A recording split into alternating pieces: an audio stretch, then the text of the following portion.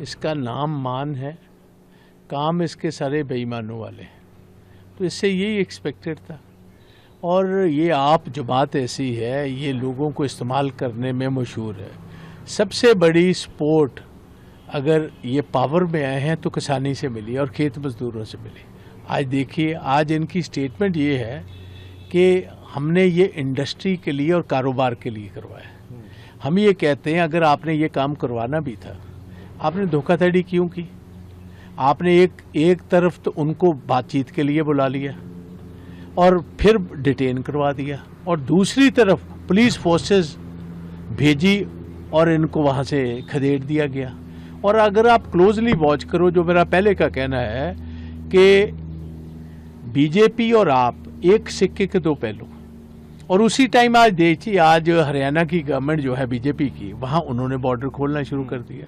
सो अब किसानों की इनको है कि लुधियाना वैसे इलेक्शन लड़ रहे हैं इनके अरोड़ा साहब, ये चाहते हैं वो एमएलए बने, और एमएलए इसलिए ज़्यादा इनका जोर लग रहा है क्योंकि केजरीवाल साहब, वो अगर अरोड़ा साहब जीतेंगे तो फिर ही केजरीवाल साहब राज्यसभा के मेंबर बनेंगे।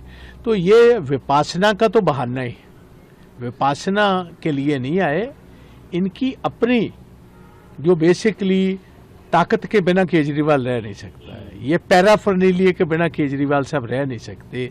तो ये सारा कुछ जो कुछ आज जवानों से हुआ, देखिए 2-3-4 दिन पहले एक कर्नल को मर्सिलेसली उनकी पिटाई की गई, और हमारी पंजाब की तो पहचान ही जय जवान और जय किसान है।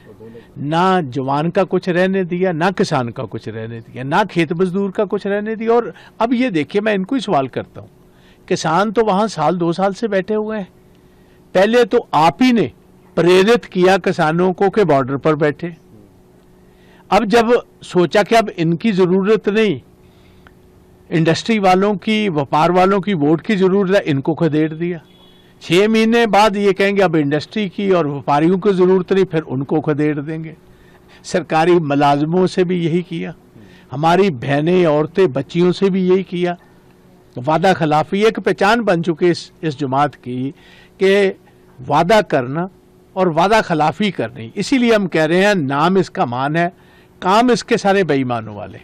अब पीठ में छुरा इसने किसानों को एक तो बगल लिया और पीछे से छुरा मार दिया। ट्वीट भी आज ऐसा ही। हाँ।